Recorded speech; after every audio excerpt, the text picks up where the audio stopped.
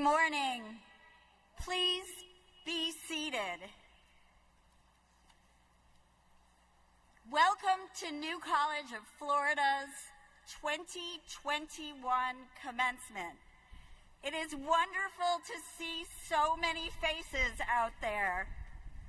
My name is Suzanne Sherman, and I am the Provost and Vice President for Academic Affairs at New College.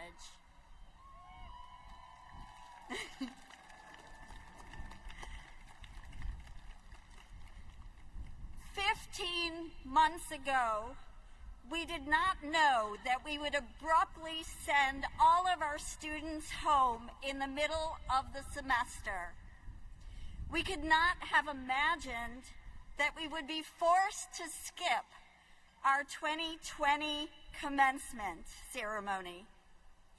And we would have been astonished to learn that we would hold a double header at Smith Stadium in May 2021.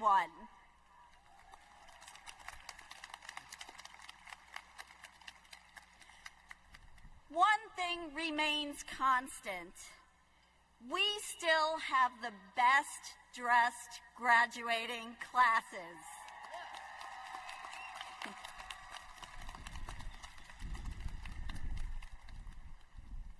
Congratulations to the 2020 graduating class. We are so glad you are here. Your final semester in college or grad school was certainly not what you thought it would be, but you persevered. You crossed the finish line despite extreme conditions. This morning, we honor your tenacity.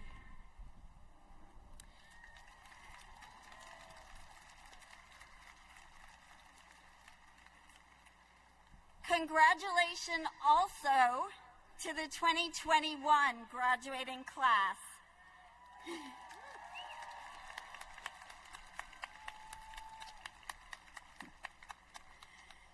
Your New College experience was altered by the pandemic for 15 months. And while you may have spent your final year on campus, it was not an ordinary year. Despite more than a year of relative isolation, you persisted, and you are graduating. This morning, we honor your endurance.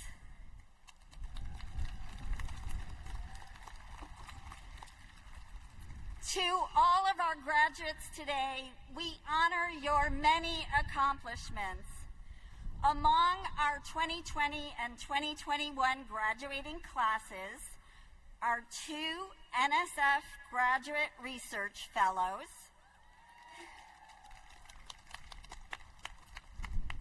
a Princeton in Latin America Fellow, 1 Udall Scholar, 2 Boren Scholars, 4 Gilman Scholars, 2 Freeman Asia Award recipients, and 3 Fulbright Award recipients.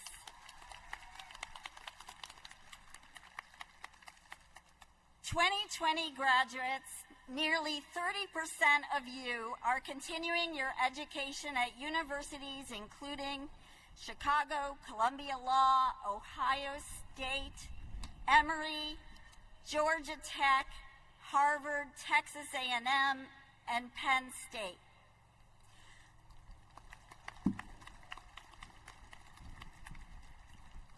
Others have begun careers in areas including education, sustainability, software development, data science, communications, and finance.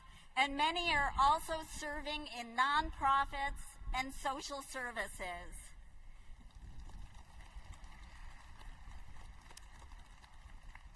At least 3 of you started your own businesses as successful entrepreneurs. 2021 graduates, many of you are headed to leading master's and doctoral programs at universities including Johns Hopkins, the University of Florida, American University, Washington College of Law, Oxford University, NYU, and Cornell.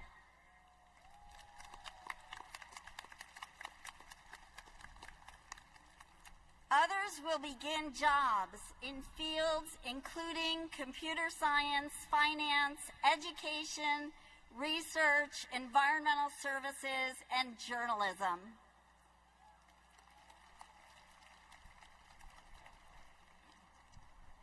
Please join me in thanking your families and friends who supported you during your time at New College.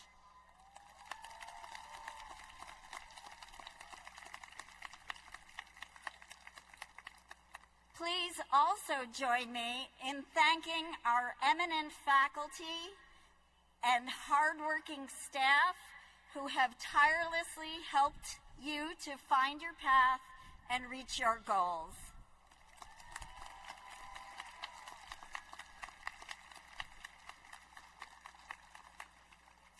Your New College education has prepared you for a rich life of continual learning and the ability to adapt to new situations. I hope you will have a life that engages your mind and challenges you and also brings you joy. Please know that you always have friends and support at New College. We are rooting for you.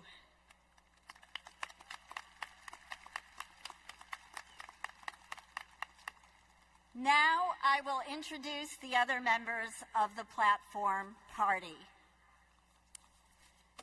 To my left is Mr. Robert Bilott, New College alumnus from 1983, partner in a law firm, author of Exposure, and our commencement speaker.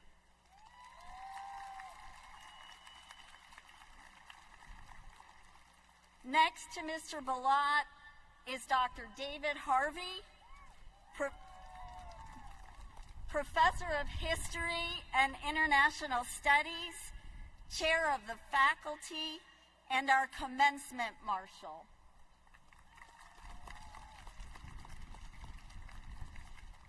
Behind Dr. Harvey is Ms. Mary Ruiz, the Chair of our New College Board of Trustees.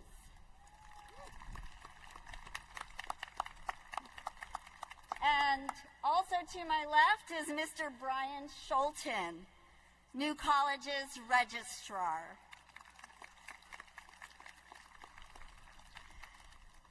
To my right is Professor Emeritus of Music, Dr. Stephen Miles.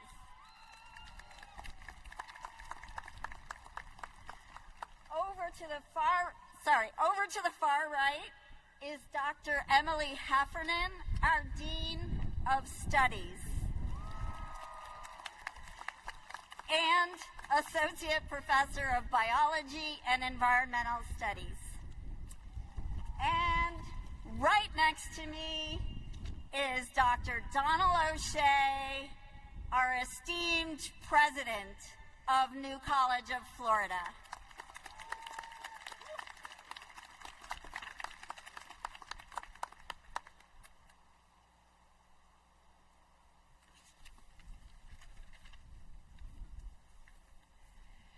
Thank you, and let me add my welcome to Provost Sherman's. Welcome all, and a special welcome to graduates and families, and to faculty, alumni, trustees, board members, and staff. Thank you all for being here, and congratulations to our graduates of the classes 2020 and 2021. And now I'd like to introduce our honorary degree recipient, Robert Bilott. This is a homecoming for Rob, who graduated from New College in 1987. He attended law school at Ohio State and then went to work for a major firm in Cincinnati. 8 years into his legal career, he took a phone call from a West Virginia farmer who reported that his farm was failing and his cattle were dying. The farmer was certain that the cause was waste from the nearby DuPont chemical plant. Rob took the farmer's case pro bono. That single case led to a 20-year legal battle that revealed that DuPont had been knowingly using dangerous chemicals in its products that damaged the health of its employees and of people worldwide. Rob filed personal injury lawsuits on behalf of thousands of people, forcing DuPont to pay more than $770 million in damages. A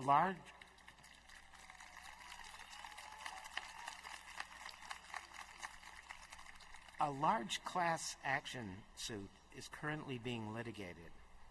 Rob's legal crusade against DuPont has been the subject of a New York Times Magazine story, a documentary, the feature-length movie Dark Waters, and his own book, Exposure, Poisoned Water, Corporate Greed, and one lawyer's 20-year battle against DuPont.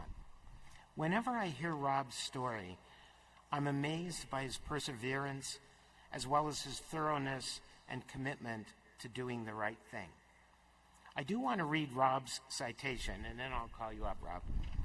Robert Balot, environmental lawyer, husband, father, New College alumnus, author, accidental chemist, and reluctant activist. You are on your way to a quiet, comfortable career as a partner in a respected corporate firm when trouble, in the form of a feisty, wronged Appalachian farmer, found you. The farmer's horribly diseased cattle and your love for your grandmother moved you to investigate his claim that waste from a nearby DuPont plant had poisoned his animals. So began a 20-plus year war that continues today.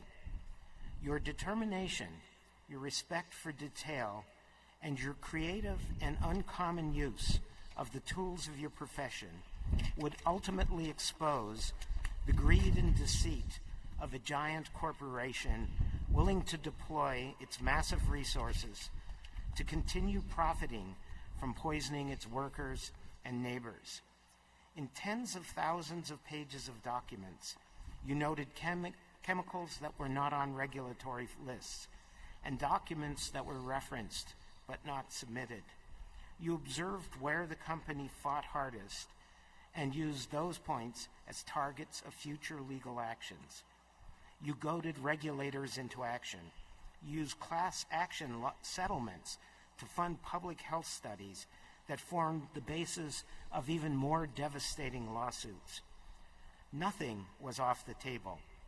You became an expert on the carbon-fluorine bond and the polymers created from it. You did not shirk the limelight when it served your clients' interests, allowing yourself to become the subject of a high-profile magazine article and 2 feature-length films. You wrote a spellbinding book.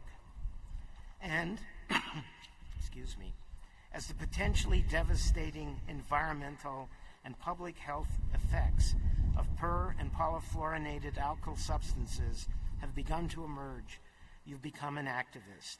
You've launched the class action suit on behalf of the 98% of the United States population with forever chemicals in our bloodstreams.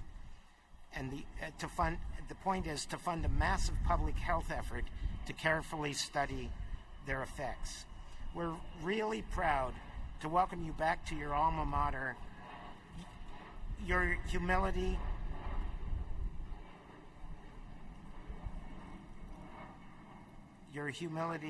your quiet compassion, your capacity for hard and grinding work, and your determined pursuit of the truth, no matter how inconvenient or where it leads, inspires us all. And so, By virtue of the authority vested in me by the Board of Trustees of New College of Florida, it's my privilege to confer upon you the degree Doctor of Laws, honoris causa, with all its customary rights and privileges. Rob? And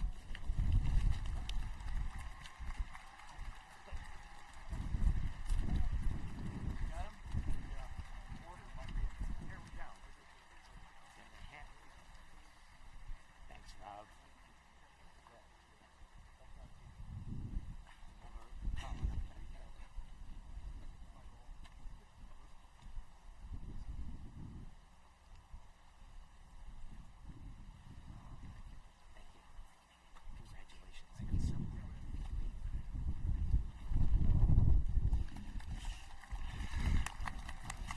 Thank you. Thank you so much, President O'Shea. You know, it's an incredible honor to be here back at New College after all these years. And I am so thrilled to be able to be here to thank the New College community for this incredible gift of a New College education. It's a gift that only recently I've really started to realize the full value and significance of. And I want to explain that. I want you to understand how that is. You know, as you heard, I graduated from New College in 1987, went to law school, and started off at a law firm in Cincinnati 30 years ago, doing primarily defense work, working for big chemical companies, trying to help them understand all of the different state and federal laws that applied to the emission of toxic, hazardous materials out into our world. And I thought I understood that world.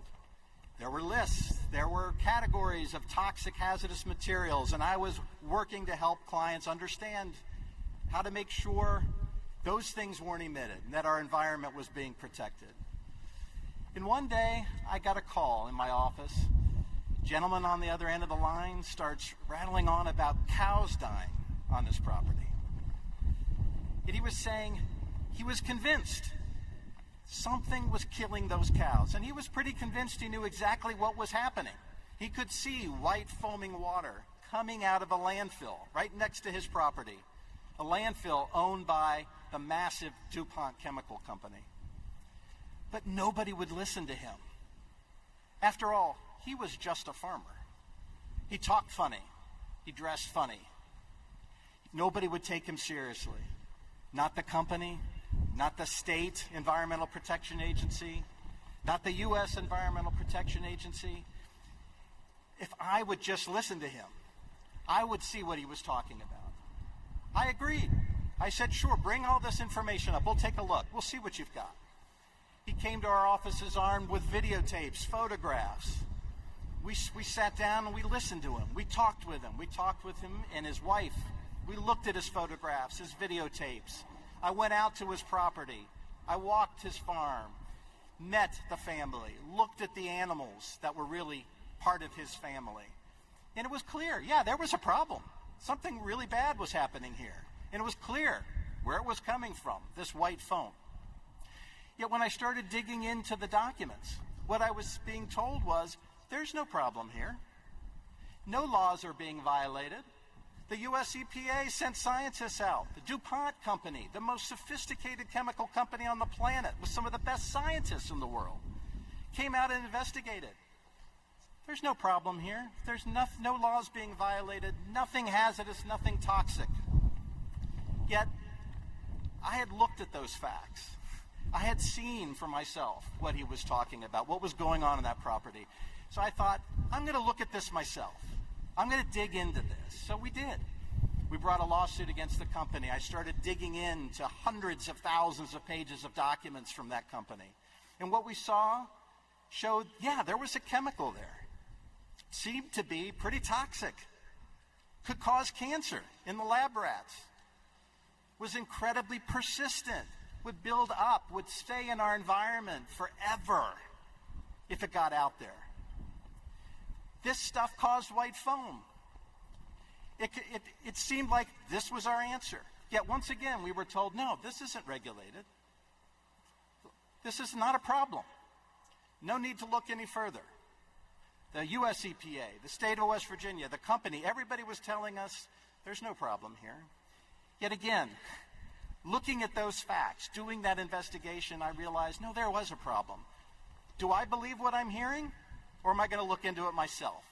So we did. We dug into it further. And what we saw was this incredibly toxic, nasty chemical. The only reason it wasn't on the government's list of hazardous materials and regulated materials was because information had been withheld, had been covered up. So looking at all this information, spending years putting all this together, realizing I've got to find a way to convey this to other people so they can understand what I'm seeing, so they can see the true facts here. Put together a massive letter, almost 1,000 pages with all the documents attached, sent that out to the US EPA, to all of these people that were telling us there is no problem here. There is nothing that needs to be investigated. That letter triggered the government agencies to finally investigate this chemical. It led to phase-outs of the chemical worldwide. It led to government agencies and scientists all over the planet realizing this farmer was right. People should have been listening. People shouldn't have just assumed that what we were hearing was the truth without investigating it ourselves and finding out what the truth really was, that information had been withheld. As that information came out and the community found out that this chemical was not only in the water these cows were drinking, it was in their drinking water. Tens of thousands of people had been drinking this chemical. They came to us and said, have we been injured? We want this out of our water. We want to know what this is doing to us over the long term. Once again, though, we started digging in. What were we told? You have no right to bring a claim under the law. There's been no injury. Under our U.S. court system, you can't do this. There's nothing you can do. Once again, said, you know what? That doesn't square with what I'm seeing. I had a kindergarten teacher come to me and explain that kids were getting black teeth. A lot of the young men in the community were developing testicular cancer. Pets were dropping dead of cancers and tumors. There was something clearly going on. There were injuries occurring in this community. So once again, we dug in and we started investigating what the facts really were. And what we saw was there was a massive health threat. But what had happened, and the reason why nobody was able to go forward with and say there was an injury here, is because the investigations hadn't been done. The studies hadn't been done. So we figured, let's do it. Let's find a way to do this. Developed a new way of getting those studies done. We went outside the court system, created a new method for getting scientific studies done. 70,000 people were studied. We took 7 years doing these studies. And in the end, those independent evaluations and studies proved the chemical did cause disease, including testicular cancer and other forms of disease as well. Those people were entitled to go into court and get compensated. As you heard, hundreds of millions of dollars they were able to recover and get testing to detect these diseases early before they were getting sick. As those cases finally went to trial and this information started to finally trickle out into the world, into the public, an odd thing started happening. I started getting questions. Reporters were calling. People wanted to do a movie. They wanted to do a documentary. They wanted to do a full-blown article in the New York Times Magazine because they were just mesmerized that how did this happen? Why did you listen to this farmer? You were a corporate defense attorney. You're not supposed to do that. These chemicals were unregulated. Why did you doubt that? Why did you think you could move forward and get these people relief in their court system? That had never been done before. All of these questions were coming my way. People were saying, we should write a book. How did this happen? How do you do this? And it finally occurred to me what people were really asking about and people were having a hard time understanding was something that was ingrained in me and had been ingrained in the way I approached the world since New College. That was the core values and principles of our new college education. We don't put people in boxes. We don't label people based on what they're wearing, what they're dressing, how they talk. We listen to what they're saying. We do our own investigations. We don't accept that something's true just because we're told it is. We look into it ourselves. We dig in. We do independent study. ISPs, independent study projects. We are trained to persist and to investigate and to satisfy ourselves that the truth is really there. And we're trained how to put that information together, how to collect masses of information with new ideas, new thoughts, new concepts, and present that to people in a way that can persuade them, that can convince them of what we're seeing, and to, most importantly, create change. Change the world with these new thoughts and new ideas. Why? Because of the education, the core principles and values that we got here at New College. It took me 30 years to realize that when people started asking me, how could I do that? Why did I think that? Why was I listening to kindergarten teachers and cow farmers? It's because that's the way we're trained to think at New College. So I really appreciate the opportunity to come back here today and celebrate the idea of a new college education, to see all of you knowing that you're all going to go out there with these core values and principles, and to know that with that new college education, there's nothing that's going to impede what you do in the future, the change that you're going to bring to this world. So thank you. Thanks to all of you. Thanks to your family, the faculty here at New College, for everybody that has invested in the New College way. Thank you. Congratulations.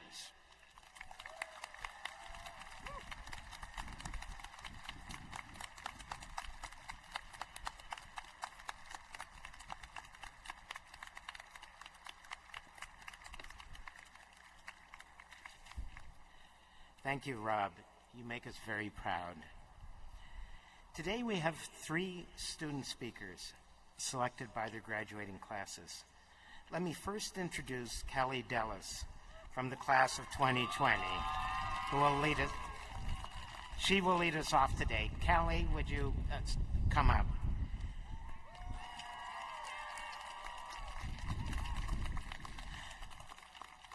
Before she graduated last year, Callie was known on campus for being a political science student, a resident advisor, and a Star Wars fanatic.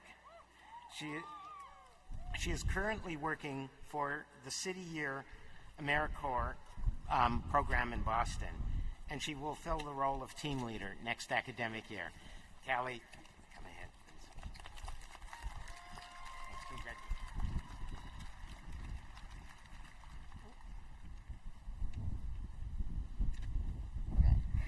Hello.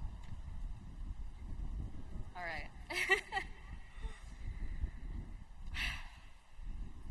The world is not the way it used to be. You don't need me to tell you that. Each generation feels it. But I can tell you this with steadfast certainty. The world needs every single one of us. When I think of the brilliant people that I studied alongside, there is one metaphor that comes to mind. Bioluminescent algae. Yes, the microorganism that lives in the waters of Sarasota Bay and glows a greenish blue when it moves in the dark. The very first and only time I've seen bioluminescence was at New College. A September night in 2016, the clock neared 11 p.m. and I found myself at the bay with several students chucking rocks into the water to create vast, vibrant splashes. It was mesmerizing. The darkness enveloped us, interrupted by sudden bursts of sudden green water. That magic was enough, but nature never does anything by halves. The real light show began when, in traditional Florida fashion, it began to rain. Every raindrop splitting upon impact with the water's surface, caused a gleaming assortment of ripples to spread across our entire field of vision. An abstract mural of movement, light, and hope. I see the class of 2020 in the same way. Our 4 years were bookended by darkness. They began with the election of a man who contradicted our ideals, and they ended with a cruelty we couldn't anticipate. Forced to leave campus with a mere 2 months left, we graduated in our quiet silos of quarantine, the beginning of a long, harsh year. Post-graduation plans crumbled. We held on to each other through the radiating pain. And yet, we still crafted moments of joy in everyday life at New College. We reveled at coup and screamed at dance collective showcases that left our voices hoarse. We studied late at the library, encouraged by SWA appointments and midterm therapy dogs. We all called the RA on duty when we got locked out of our rooms. We raided Boar's Head at 9:55 p.m. for last-minute snacks. We cheered on the comedy friends and performers in the Black Box Theater. And some of us might have even attended those Star Wars pool parties that never seemed to escape the rain. We paused to breathe at the Four Winds Cafe and procrastinated on reading course evaluations at the end of every semester. We learned this place is not for everyone. This past year was full of relentless disruptions to the status quo, like water that won't sit still. And maybe this metaphorical water that we swim in, that we live in, won't ever stop rocking. Maybe that's what we need. It was nothing less than our unshakable strength and unparalleled luminescence that got us through last year. New College honed those two qualities, but they were inherent to our nature long before we enrolled. Our class, the unflinching, unfailing cohort of 2020, has more than enough to offer. More than enough depth, skill, wit, and passion. We are, as I have witnessed firsthand, resilient beyond measure. Because when it rains, we shine brighter. When it pours, they'll see us like never before. Thank you, and may the force be with you.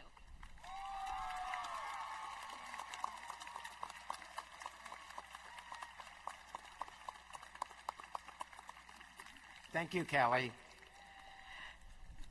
Next, let me introduce Annalyn Winfrey and Kai Miller from the class of 2021.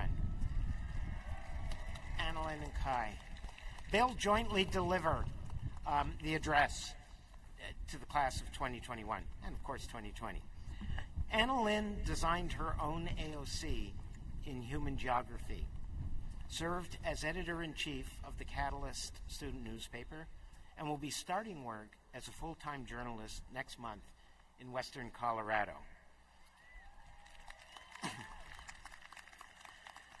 Kai pursued a double AOC in environmental studies and anthropology and served as co-vice president of Green Affairs for New College's Council of Green Affairs.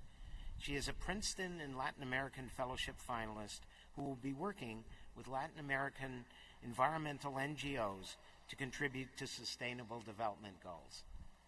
Please come, Kai and Annalyn.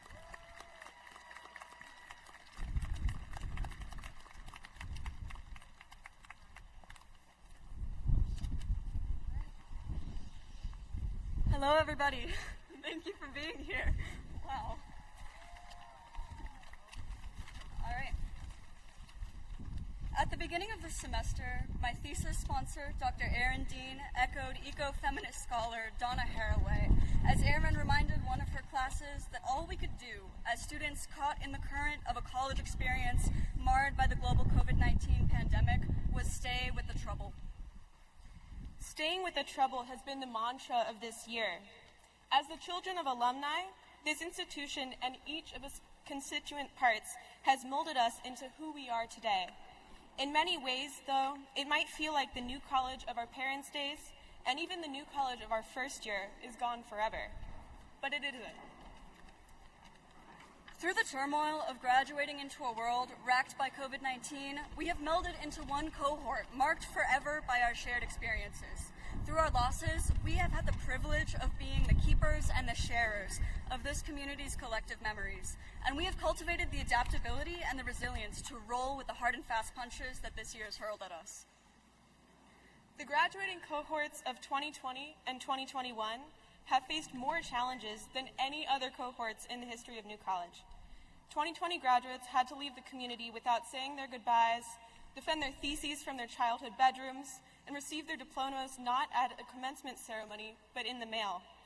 Although their names will not be read today, we would like to specifically acknowledge last year's graduates who could not walk across the stage with us today.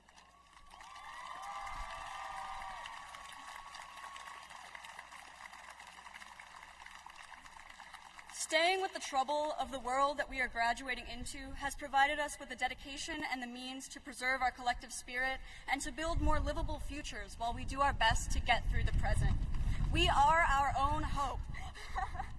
We have the ability to mold this world into a more loving, hospitable, and equitable home.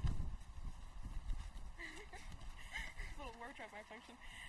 In her commencement address to Scripps College in 1962, author and conservationist Rachel Carson said, "The stream of time moves forward and mankind moves with it." Today, we will move forward with the stream of time, staying with the trouble as we carry ourselves forward into the future. Thank you.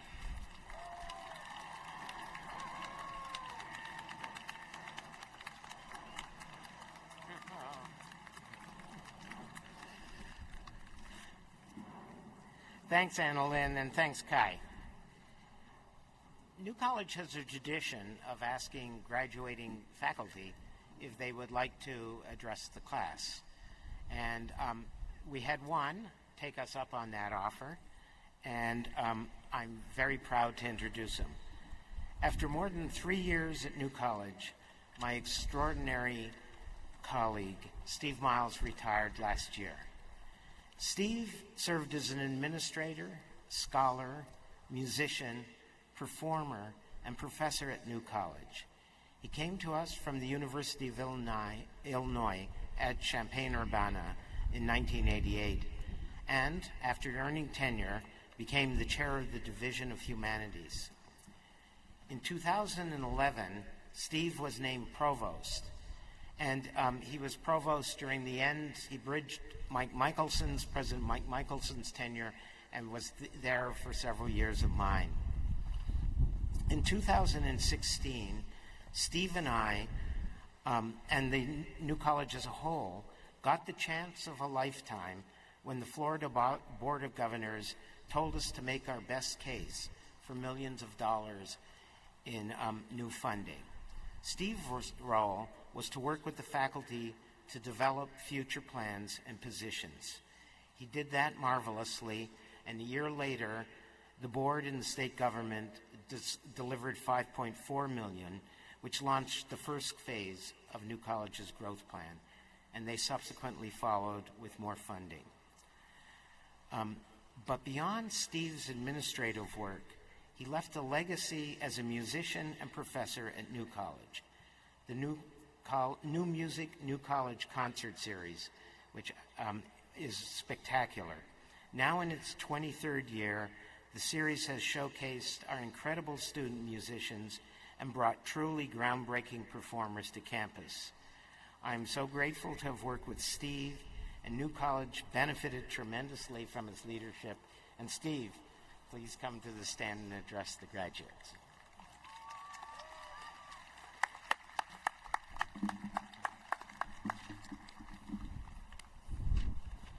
It is so great to see all of you. I don't know if you could tell when Provost Sherman was introducing the platform committee and guests. She turned and she paused just slightly. And I thought she was going to say, "And now behind me, resplendent in pink, is Professor Stephen Miles." I wear my colors proudly. Now that my teaching career has officially ended, I have a confession to make. I almost didn't come to New College. It's not that I wavered when I was offered the job, far from it. It's that I almost didn't apply. Okay, if this were a movie, an old movie, you know how they would show the calendar and the leaves and the calendar, the wind is blowing them, okay? So, it's 1987, and I'm in my final semester of doctoral coursework at the University of Illinois. A friend passes me a letter from the chair of the Humanities Division at New College, announcing a new search for a faculty position in music. And my friend has scrawled at the top of this letter, "This position would be perfect for you." Indeed. But hey, I was planning to move to California, so I took that letter, threw it into the trash, and went on my merry way, for real. Think about this, graduates. This may happen to you. Right? Okay, a few weeks later, my department chair calls me into his office and tells me that he's recommended me for a position at a small, innovative school in Florida called New College. Perhaps I should apply. And I did, thinking it would be a good experience, at least to go through the process. Okay, so a month or so later, I arrive here on campus for my campus interview, and I notice something right away. I am the only guy wearing a coat and tie. In fact, this is the truth. In fact, the senior philosopher who peppers me with questions at my job talk is wearing sandals and short shorts.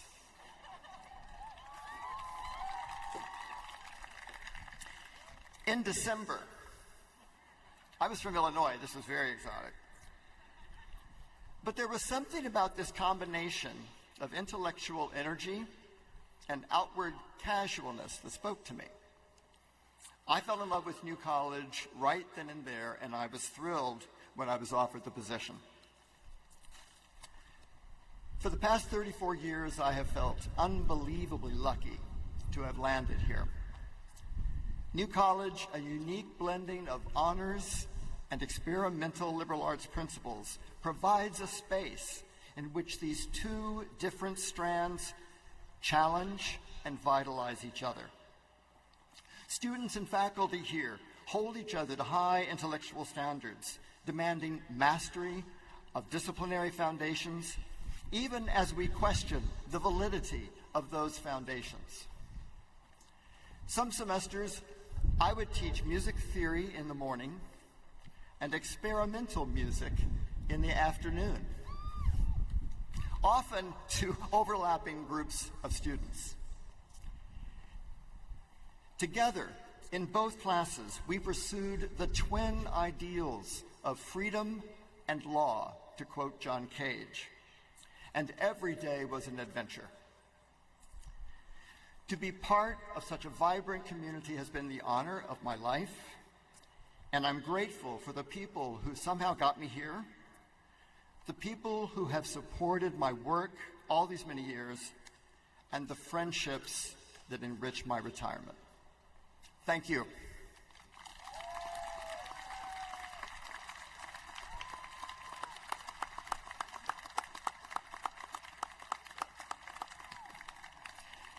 Thank you.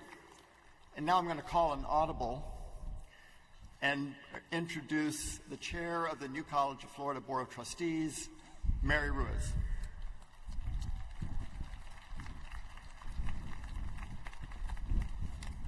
Nova Collegians, you're looking good. Congratulations. Donald O'Shea, mathematician, scholar, professor, mentor, college president, and intellectual. Would you join me here at the podium, please, sir? He doesn't know what's going to happen. He just said, "Oh, shoot." Not jeepers, oh, shoot.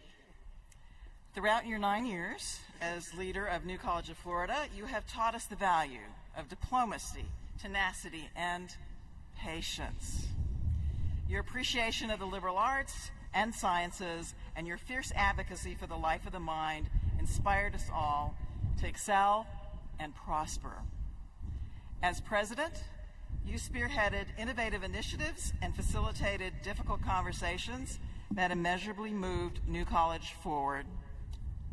Among your efforts, you developed New College's 10-year strategic plan, Cultivating Curiosity, Unleashing Potential, and expanded the curriculum with new areas of concentration, minors, and certificate programs. You helped secure funding to increase enrollment and support student scholarships. You were instrumental in developing graduate and dual degree offerings and negotiated grants to greatly increase the college's contributions to the local community. You showed us the power of rigorous education, critical thinking, and experiential learning. You led by example as a tenured professor and Harvard-trained mathematician, as well as an author of 7 mathematics books and a winner of 2 prestigious mathematics publishing awards. As a husband, father, grandfather, you brought a personal concern for future generations to New College that made everyone feel at home and at ease.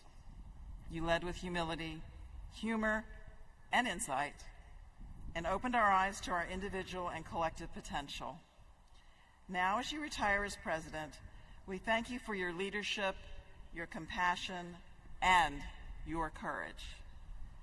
And so, by the virtue of the authority vested in the Board of Trustees of New College of Florida, it is a privilege to confer upon you the degree of Doctor of Humane Letters, honoris causa, with all its customary rights and privileges.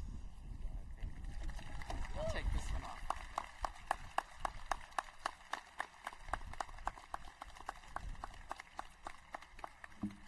We should keep, I hate surprises, but this is wonderful. Thank you from the bottom of my heart. And thanks, I'm so glad I felt part of the graduating classes anyway, but now I really feel a part of you. So thank you. Thank you all.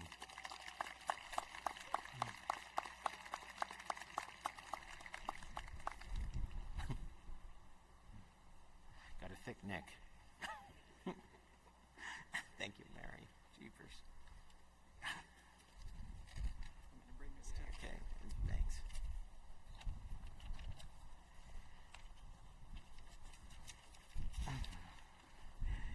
This wasn't in the script.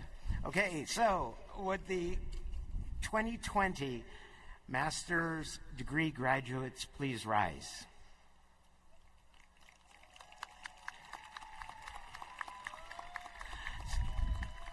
So, by the authority vested in me, I hereby confirm the conferral upon each of you the degree of Master of Science in Data Science from New College of Florida. Would you please come to the podium? Whoops.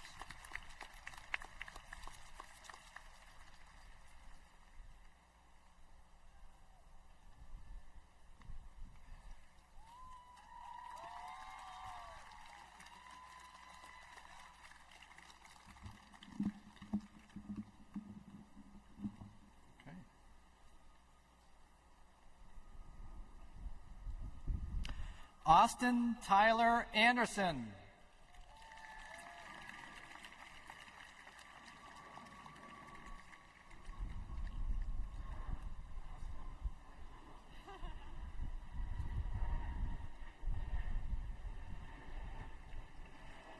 Gregory Joel Barber.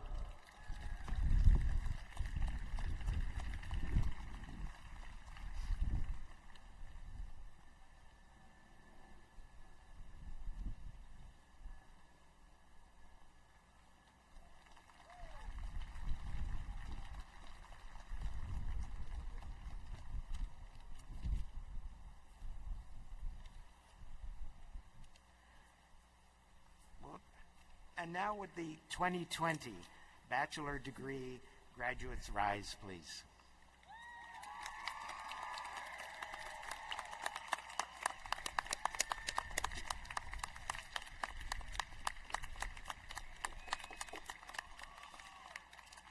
By the authority vested in me, I hereby confirm the conferral upon each of you the degree of Bachelor of Arts from New College of Florida. Would you please come proceed to the podium?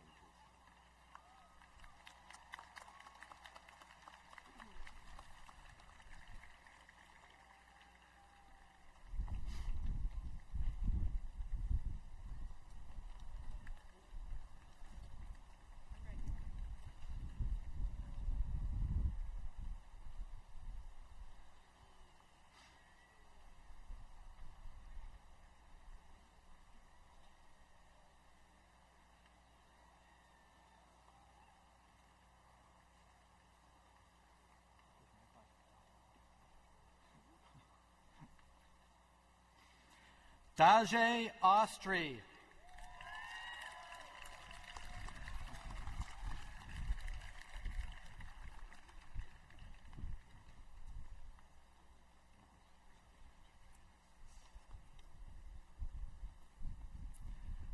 Joseph Andrew Baines.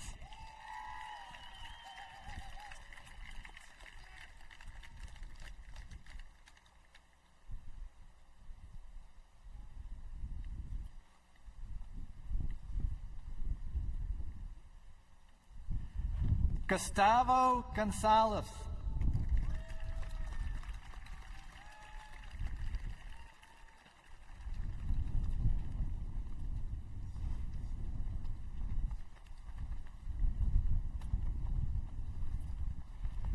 Brianna Baumgarten.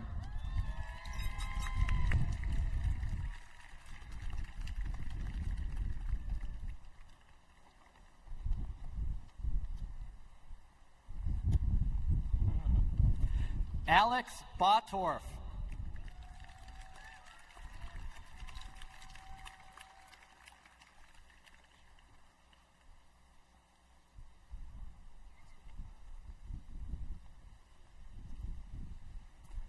Benjamin Howard Caldwell.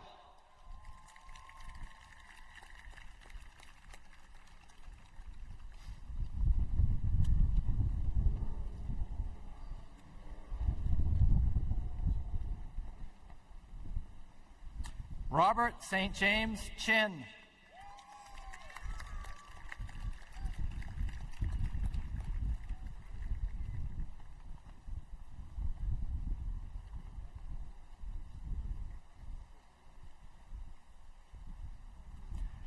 Sydney Madison Klingo.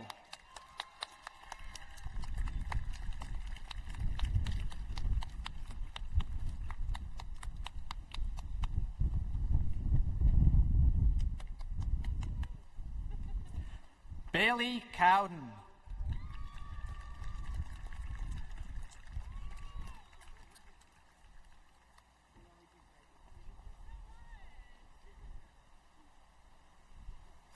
Sarah Francisca Darenku.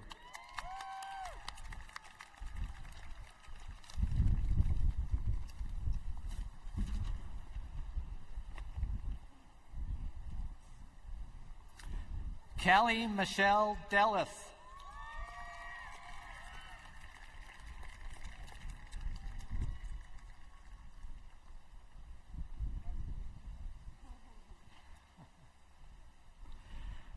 Ella Grace Denham Conroy.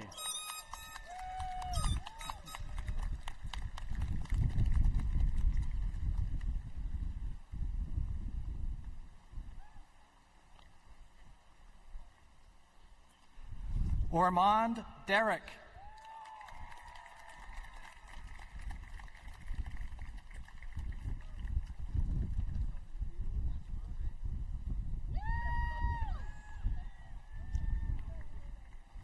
Sandra Dominic.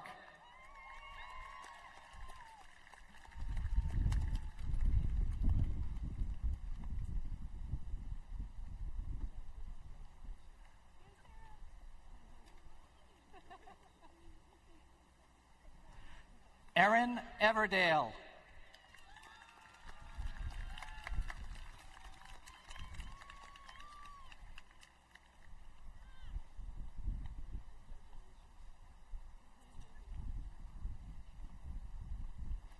Margaret Ann Aiken Freeman.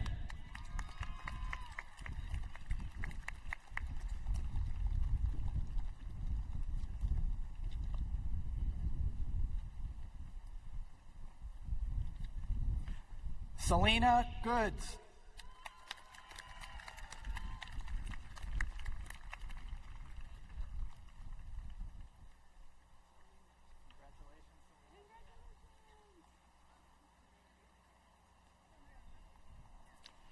Alexander Gradery Mazinski.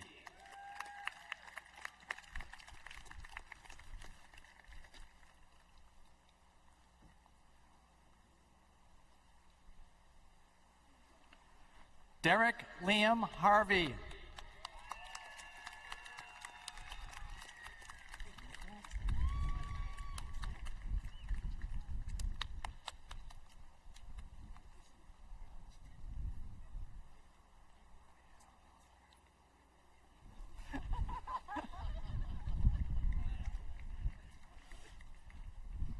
Leah Hansinger.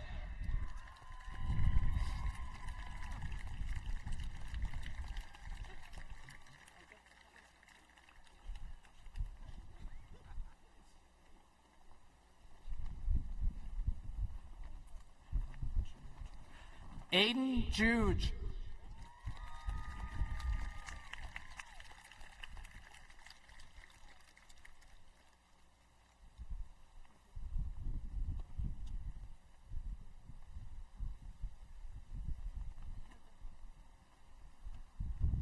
Tom Kane.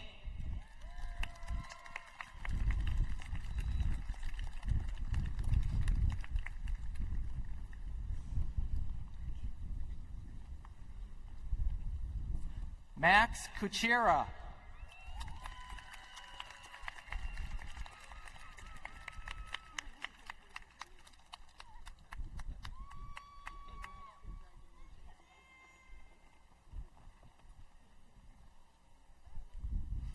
Rain Kwan.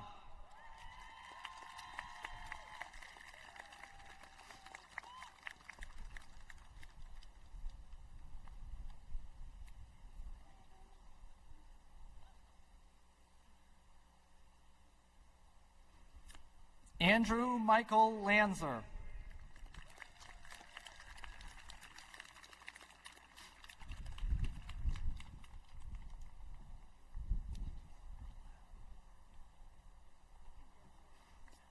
Jennifer Lynn.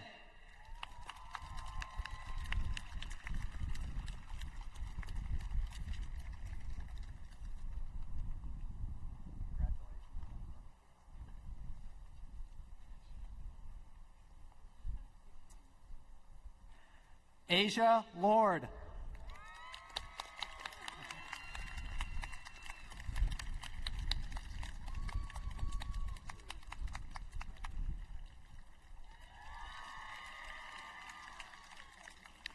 Emily Lovett.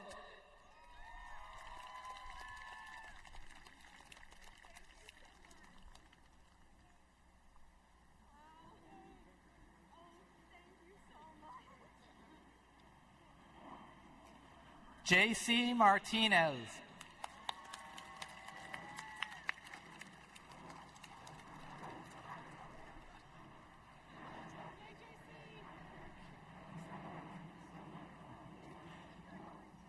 Kate Roxanne Matthews.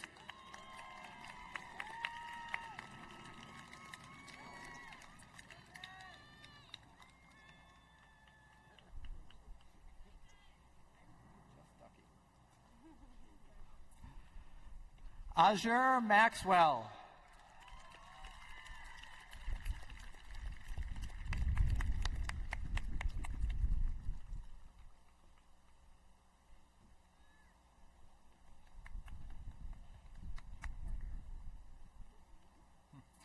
Robin Joe McCartan.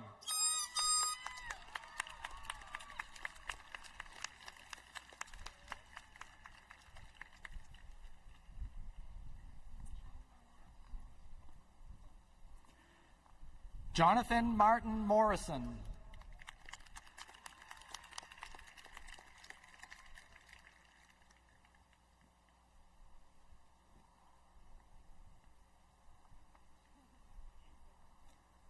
Miles Grady Newmeyer.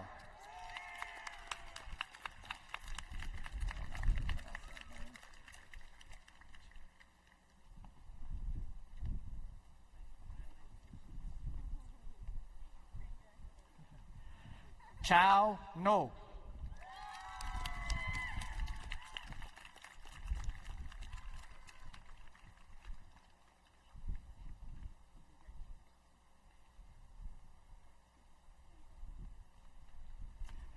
Jesus Olive.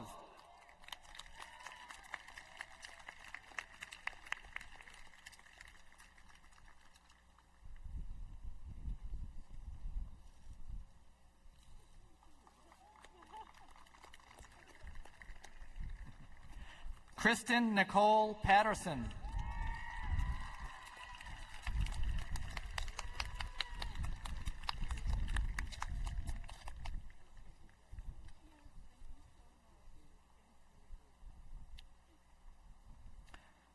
Sebastian Plank.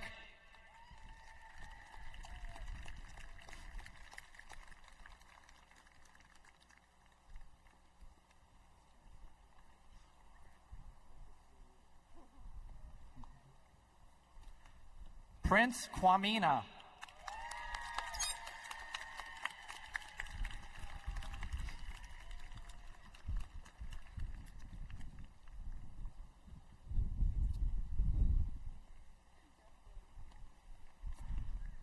Elizabeth Ramzamouj.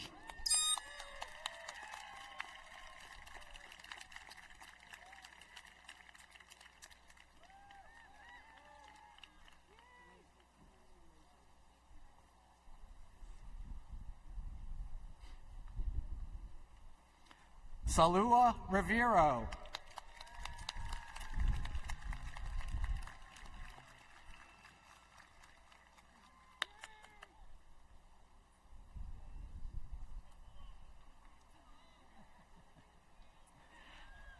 Ariana Rodriguez.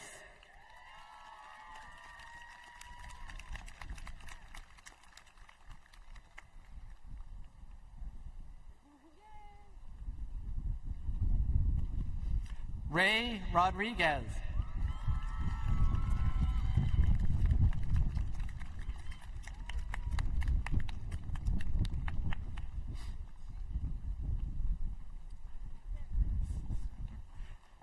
Amaranth Grace Sander.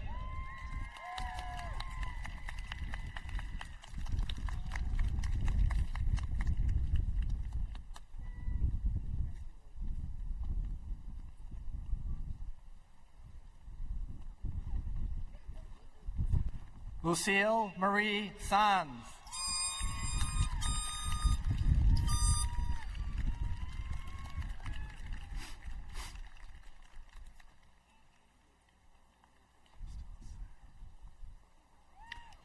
Kirsten Sayer.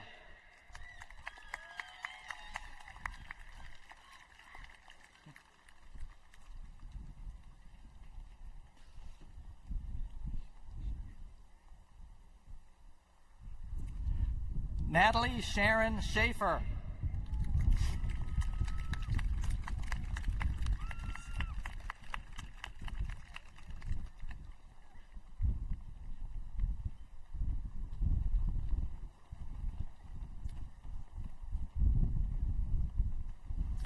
Lev Siegel.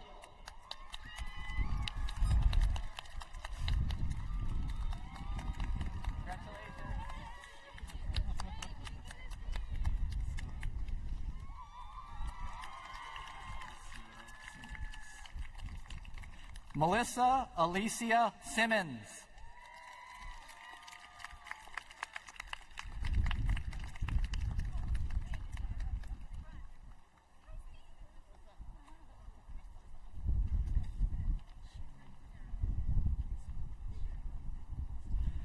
Shannon Lee Smith.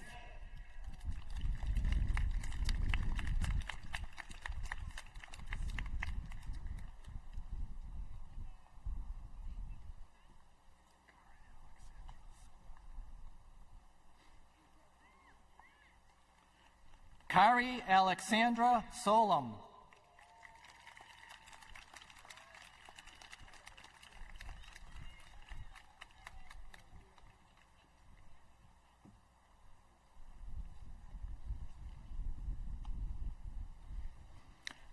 Aaron Christian Spielman.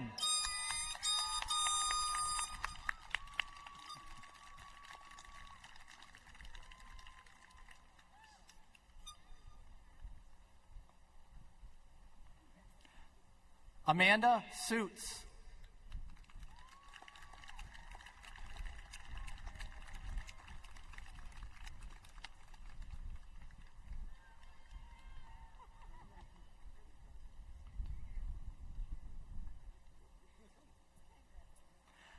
Emma Claire Todd.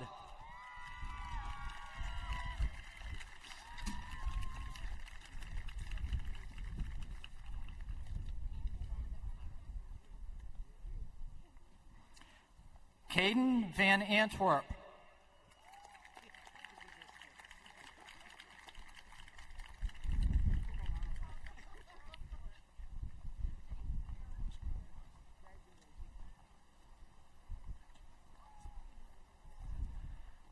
Benjamin Wiseman.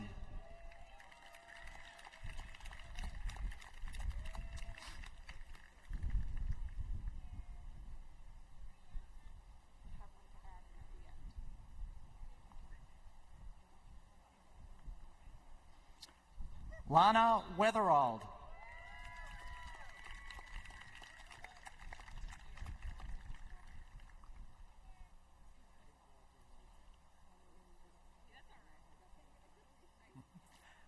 Justin Williams.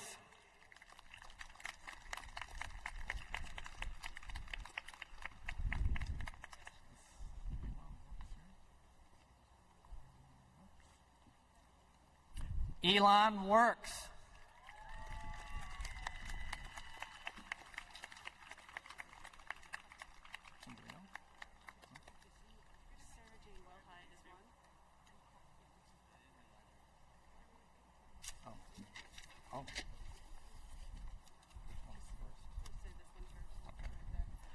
Cole Schmidt.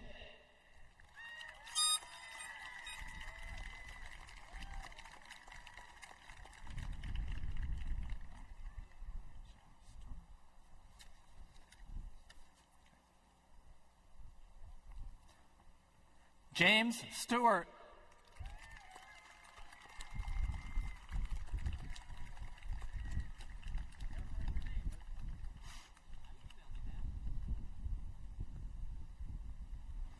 Sarah Jane Wilhide.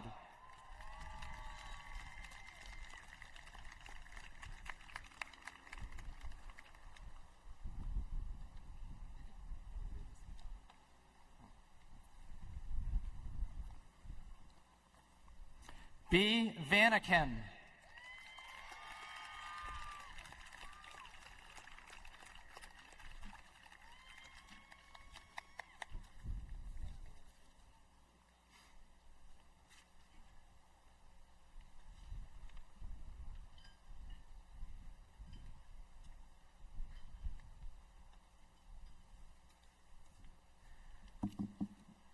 Now, would the 2021 master's degree candidates please rise?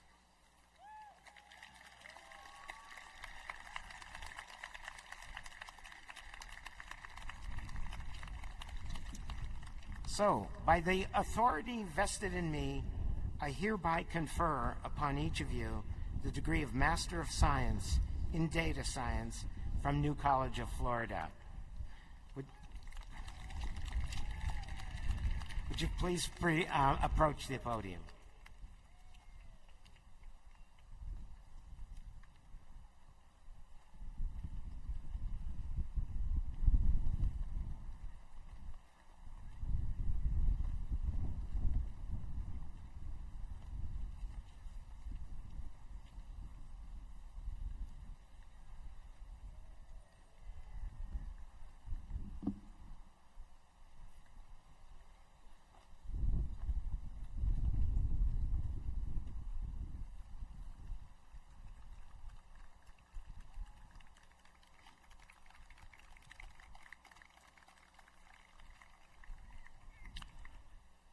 Jida Abu Kader.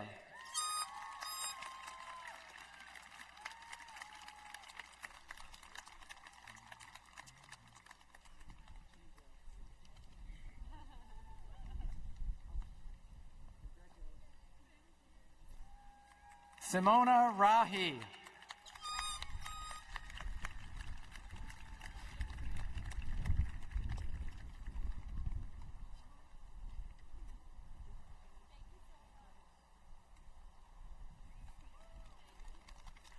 Andrew Riley.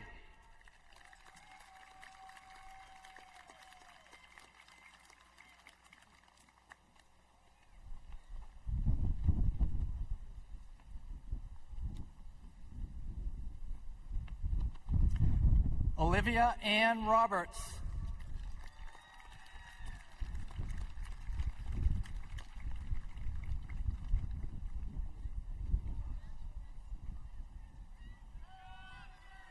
Justin Tinkenharder.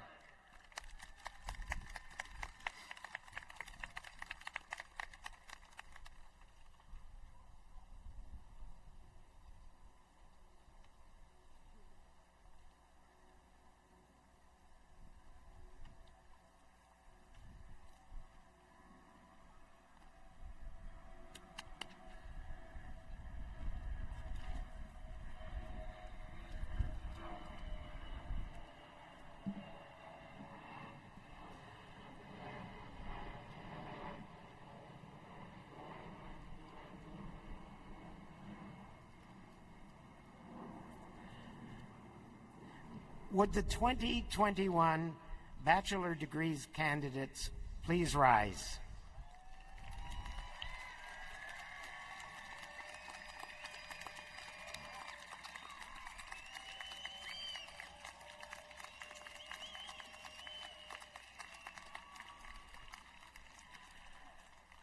By the authority vested in me, I hereby confer upon each of you the degree of Bachelor of Arts from New College of Florida. Congratulations.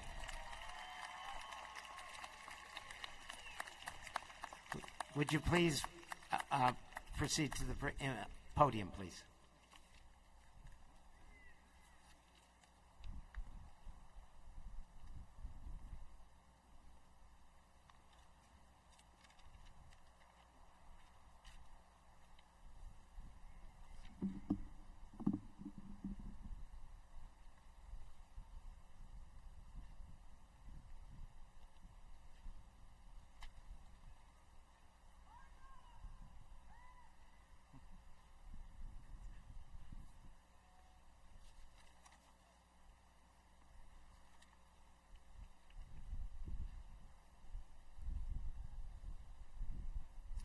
Margot Albiez.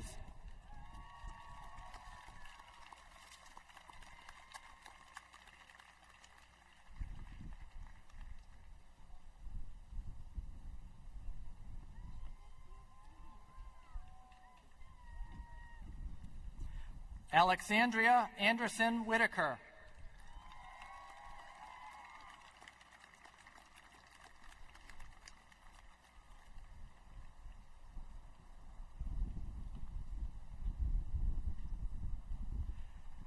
Harrison Andrew.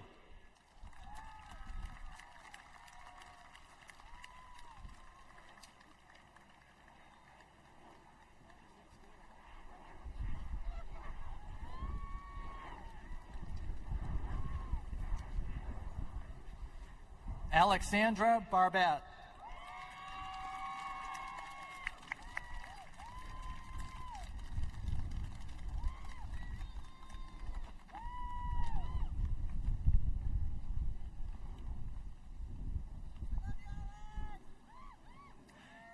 E. Barrett.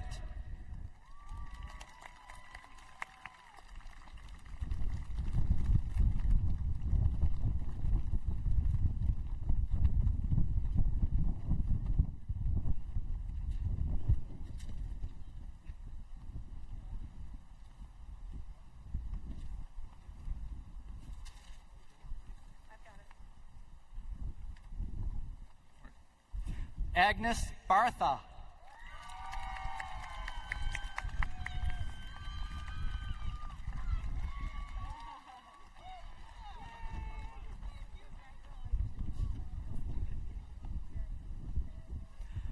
Elizabeth Bates.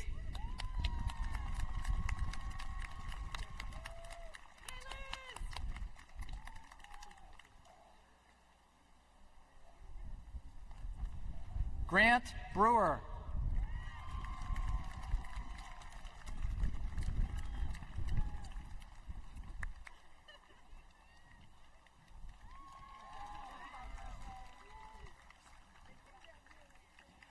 Carson Broadwater.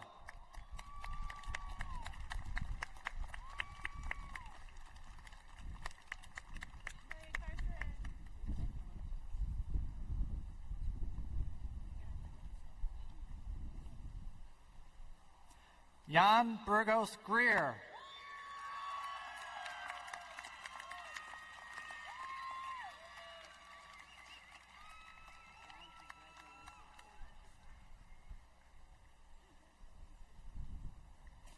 Simon Bustetter.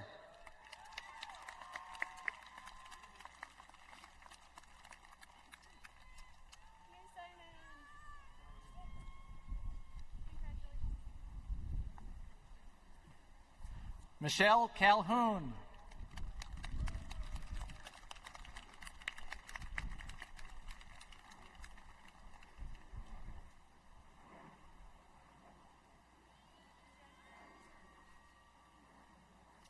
Mackenzie Cameron.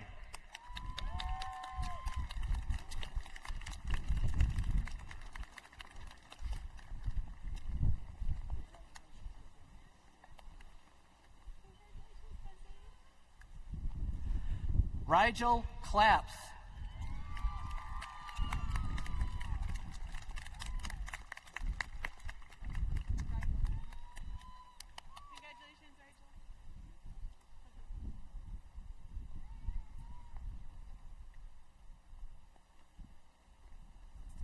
Tiffany Marie Clark.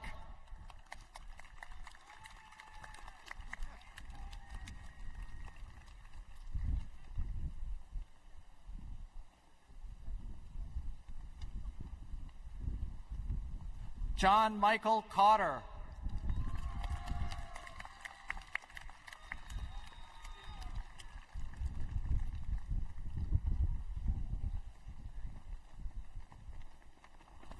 Ryan Kounsman.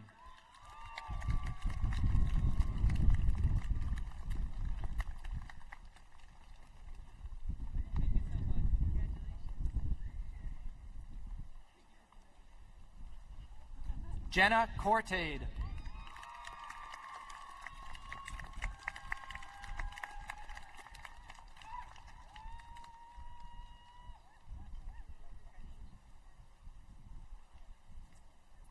Noah Cox.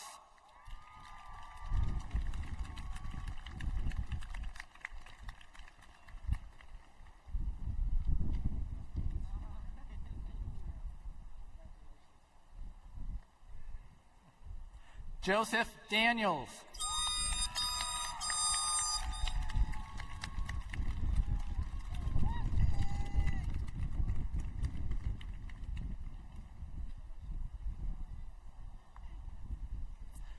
Carter Delagal.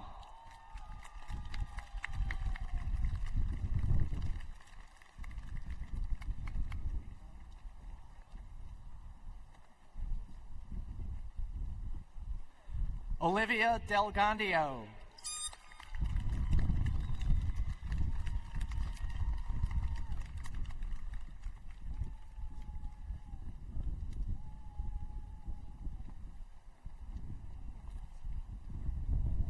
Isaac Denner.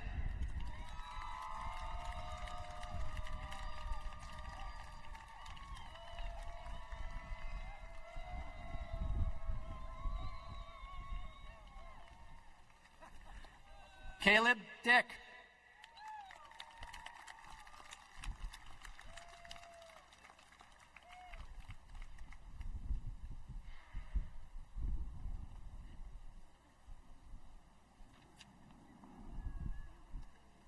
Vic Dina.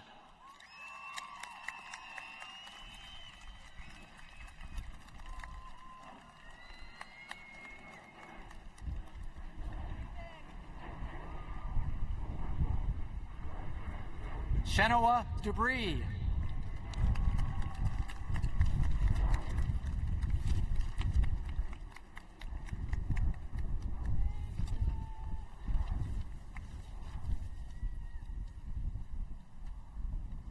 Aaron Dumond.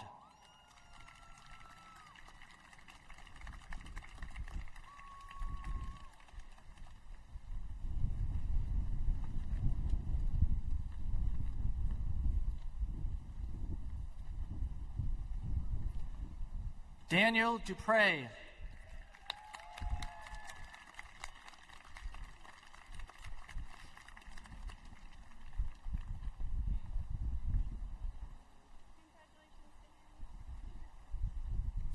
Emiliano Espinosa Polanco.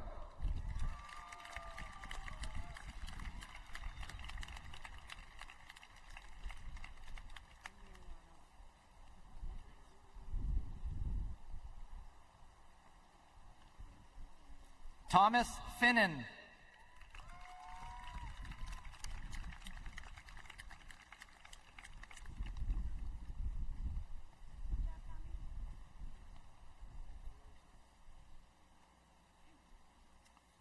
Lexi Fox.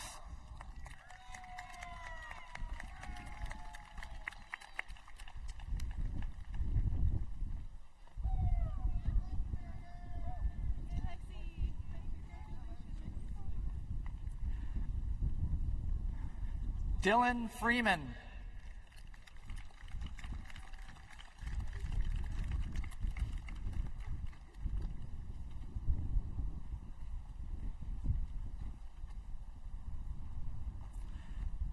Francesca Galliano.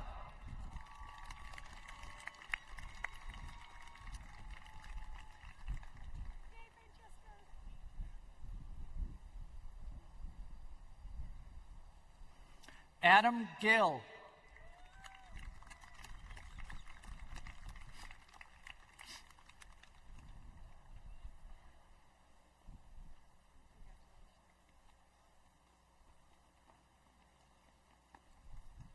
Luke Getters.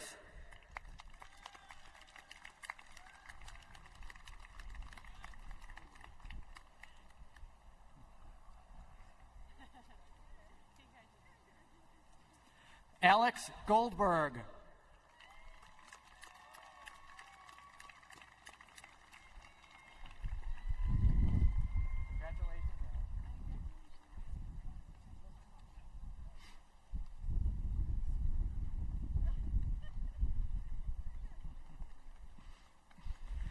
Anaïs Goubert.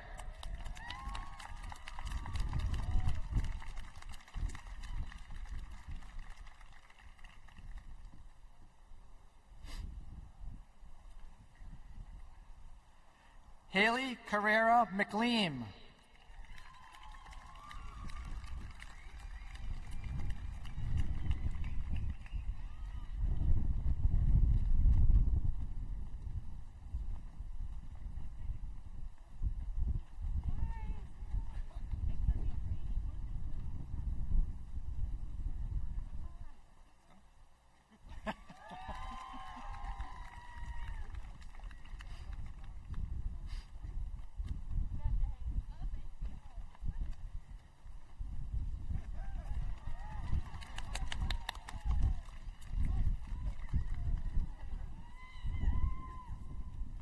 Anna Porva Green.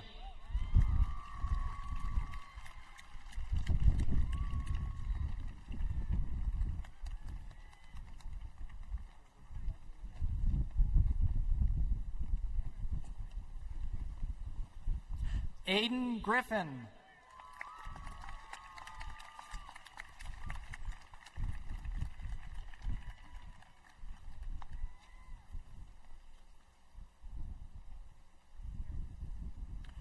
Alexander Griffin.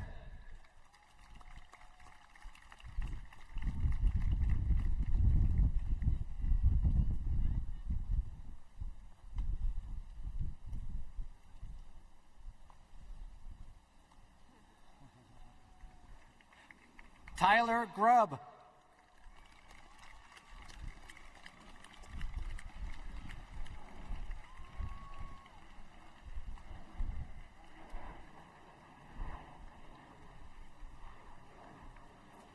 Omar Alejandro Guerrero.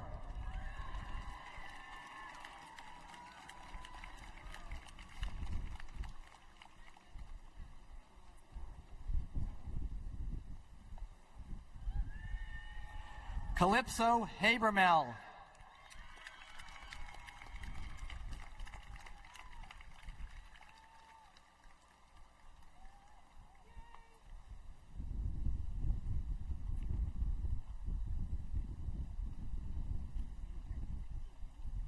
Carl Hahn.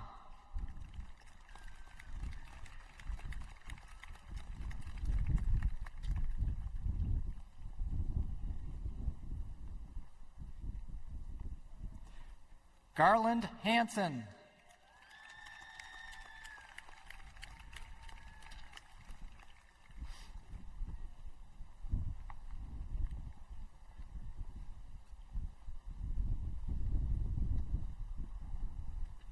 Griffin Hu.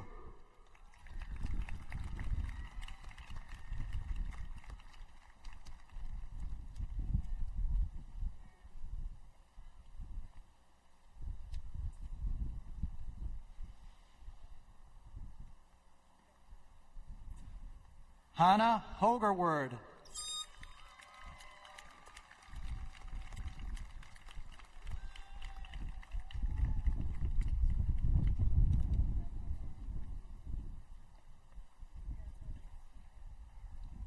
Sabrina Hyverinen.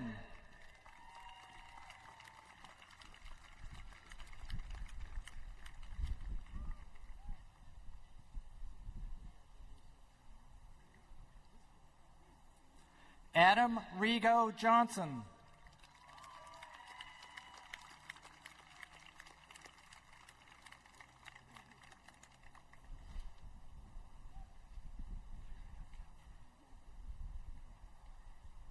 Carrie Ann Kapfer.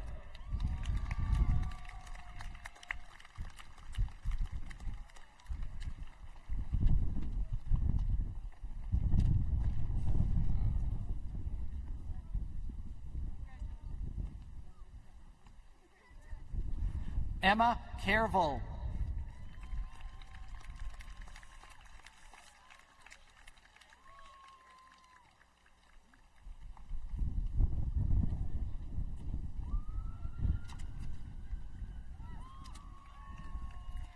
Steve Kashishian.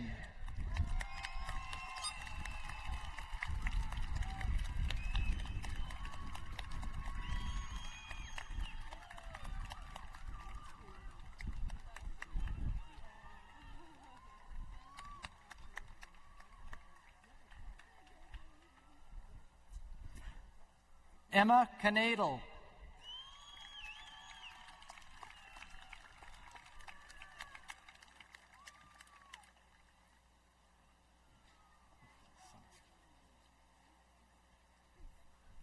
Samantha Krell.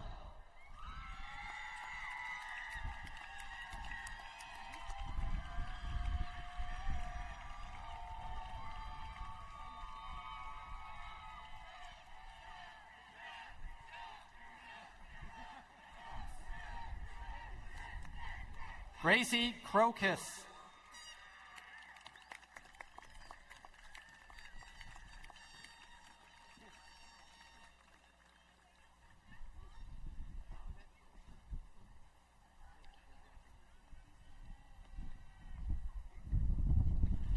Annika Kafrovich.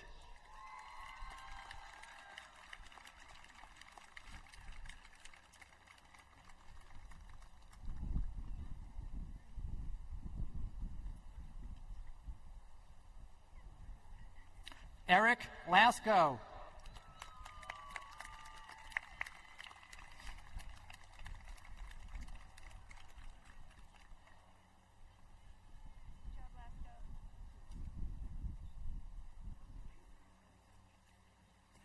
Charlie Levengood.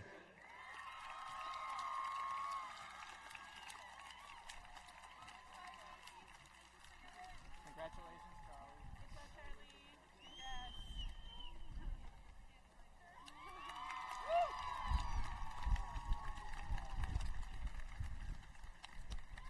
Andrew Levy.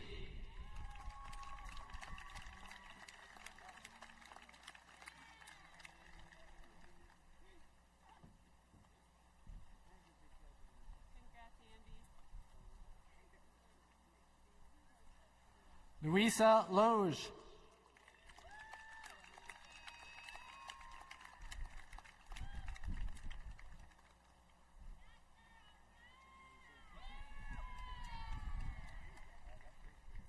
Marina Long.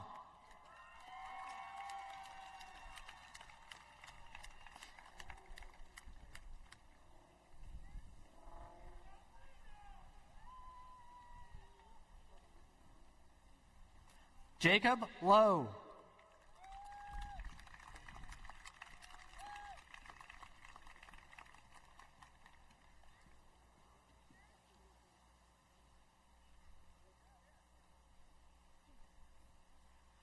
Amelia Lucansbull.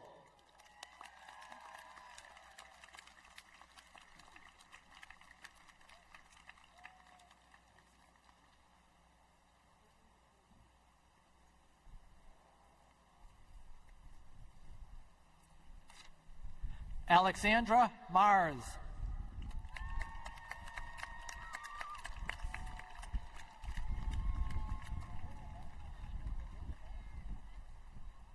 Congrats, Alex.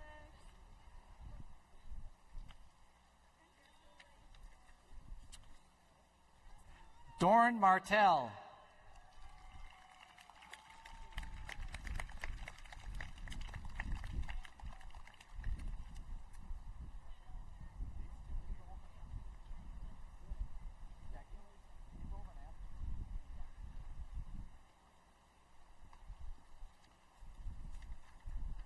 Austin Mason.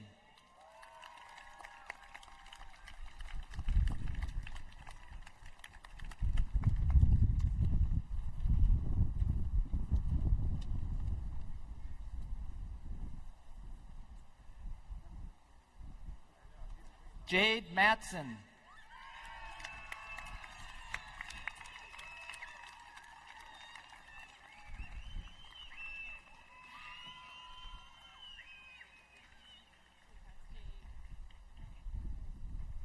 Nicole May.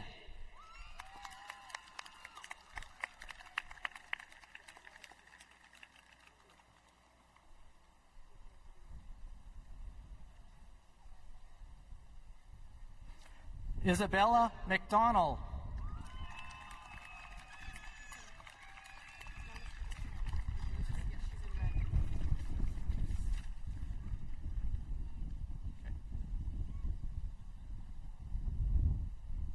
Amelia Maddox.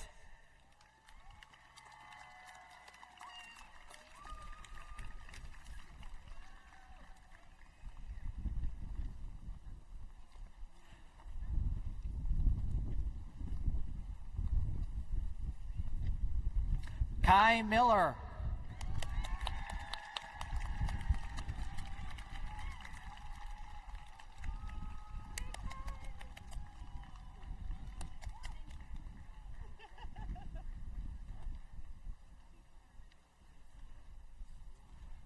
Catherine Moore.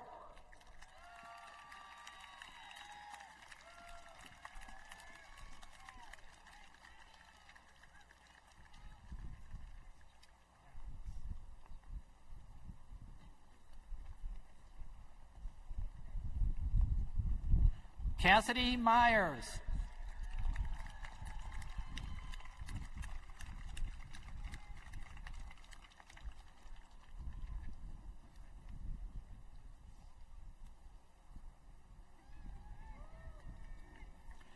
Peter Chief Nelson.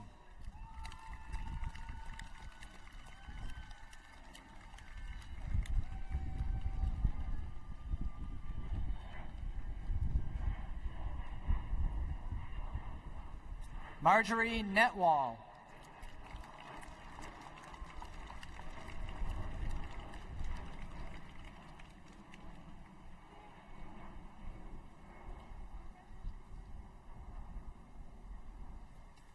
Caroline Newberg.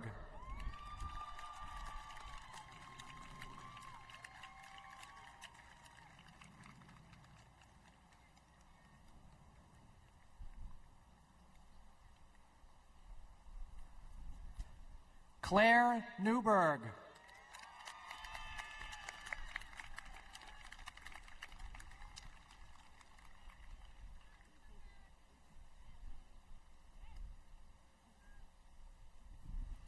Joe Wynn.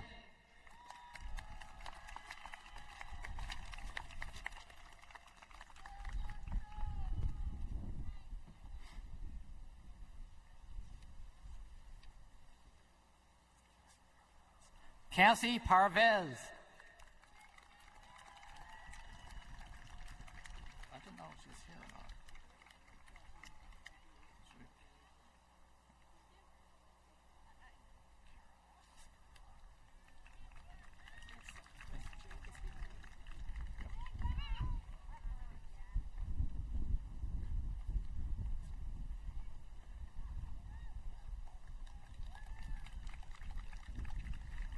Kara Pascarilla.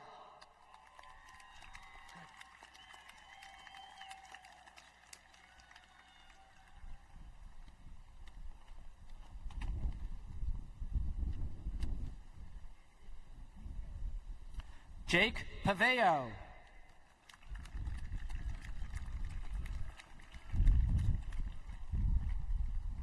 Congratulations, Jake.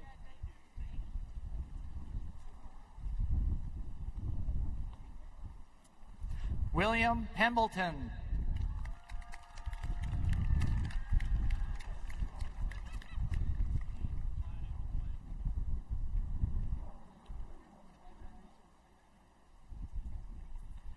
Marcela Prado Zapata.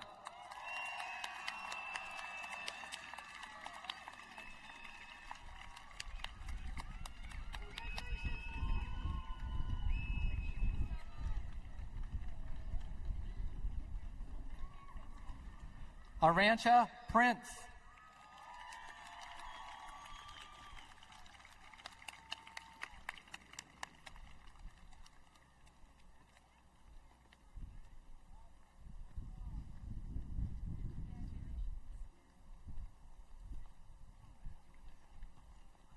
Aliyah Kadir.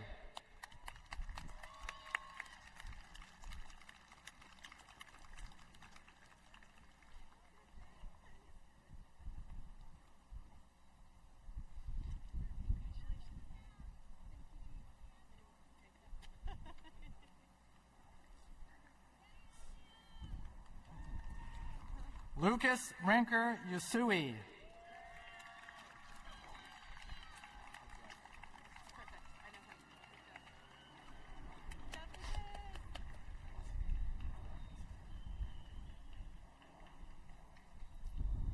Rory Renzi.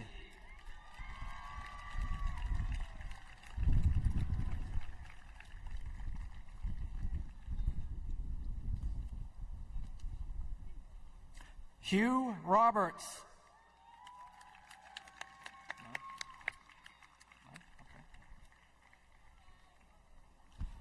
Connor Rupp.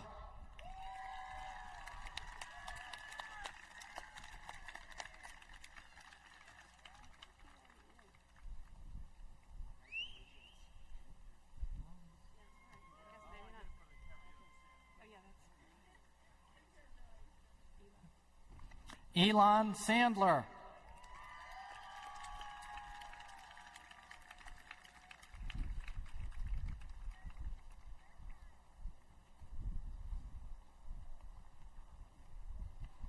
Emily Shank.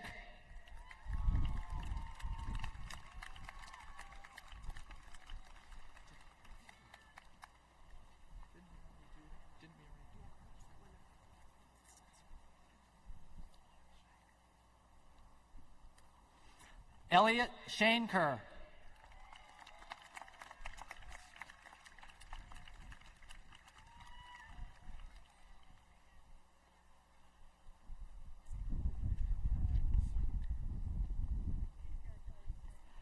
Phoebe Cerniker.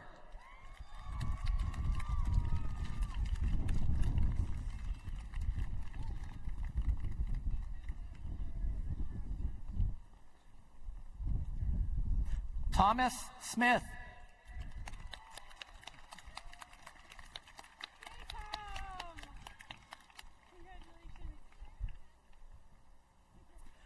Noah Solomon.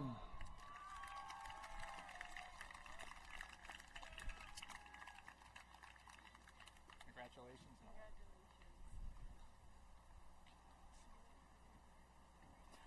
Kendall Southworth. Is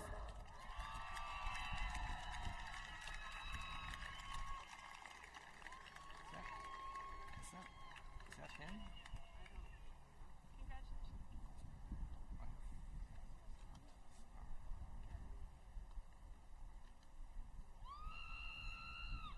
Hunt Spara.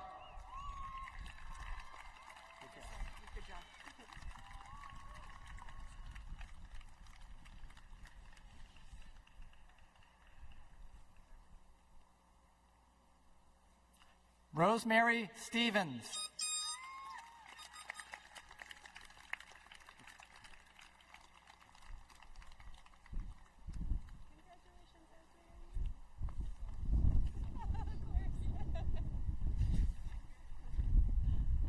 Hunter Sullivan.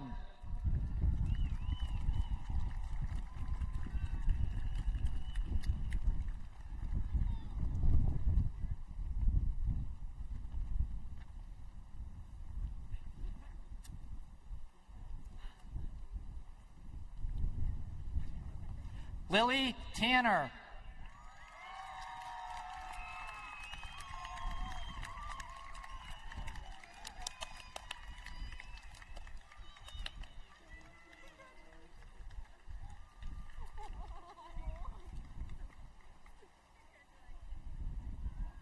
Scarlett Taraski.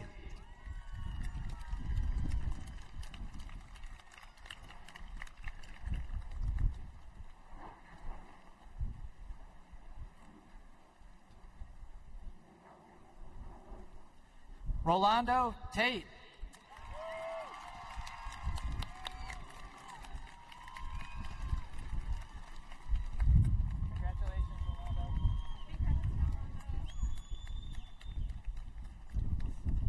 Catherine Thomas.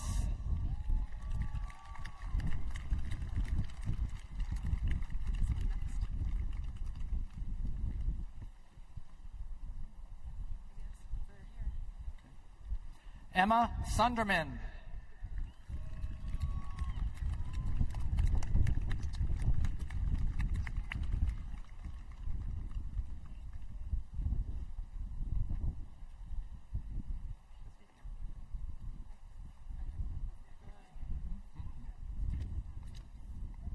Evan Thompson.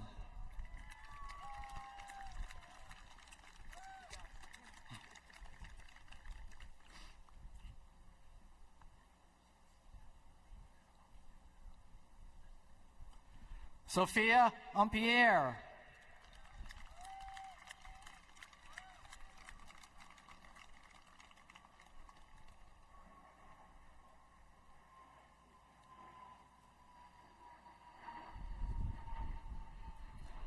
Yahaira Urzua Reyes.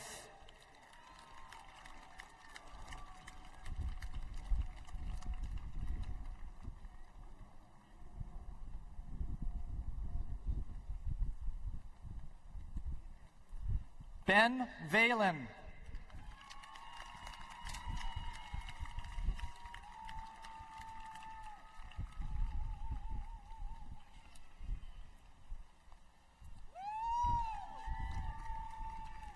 Peter Vischer.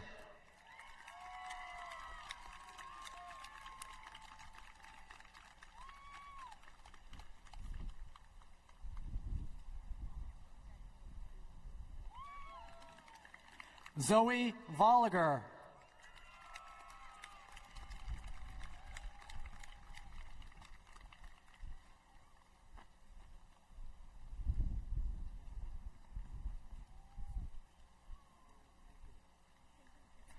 Abigail Wagner.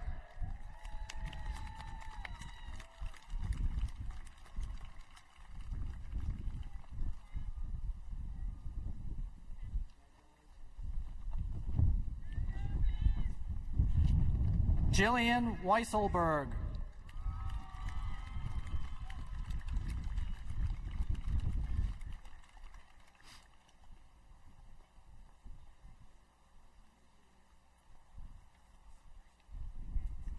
John Douglas Worstler.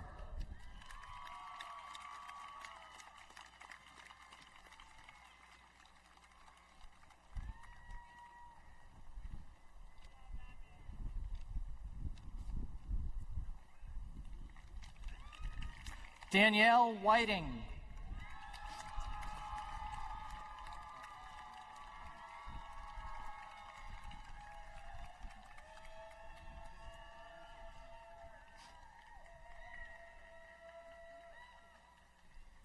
Lila Crease.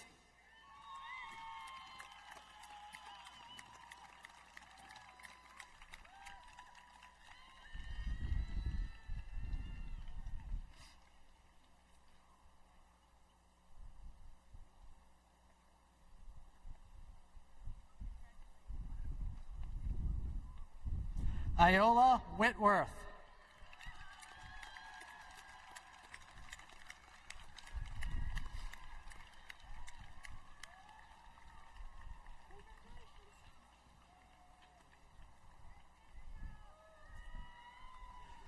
Connor Williams.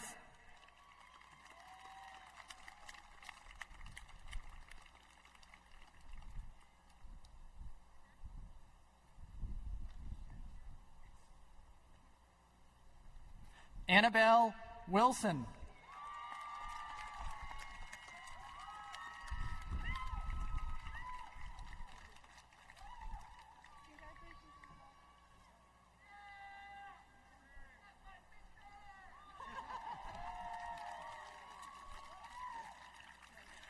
Anna Lynn Winfrey.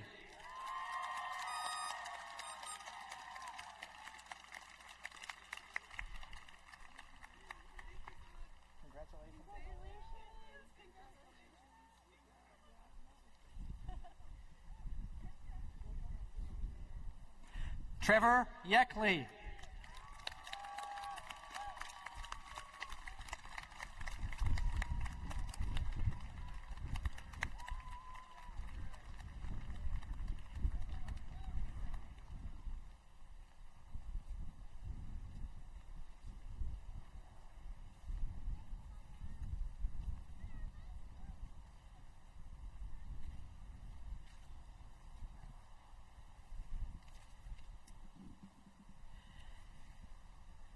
At this time, it's appropriate to congratulate our graduated students.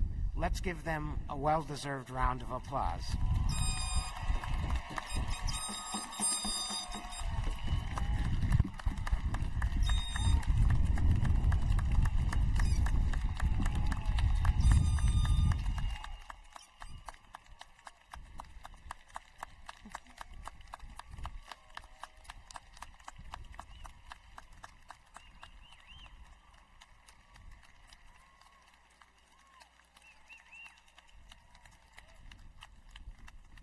It's also appropriate for our graduates to express their appreciation to the faculty, their families, and all who have supported them in their progress to graduation.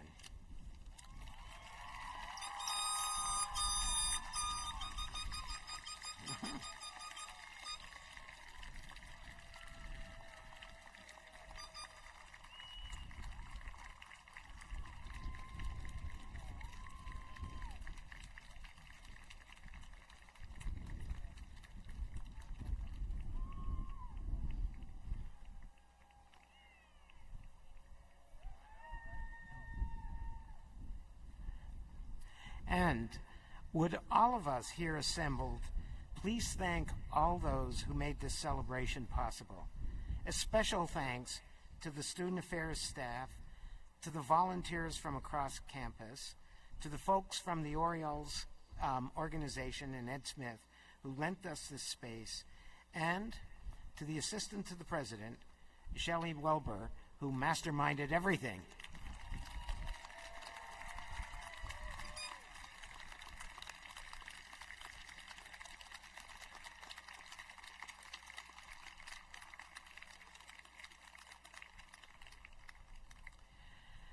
Now, would the platform party, faculty, and graduates please stand for the recessional? And would the audience please remain in place until the platform party, faculty, and graduates have recessed? And just as a reminder, would the platform party and the graduates and the faculty please remember not to walk on the grass as we walk out. Okay, thank you all.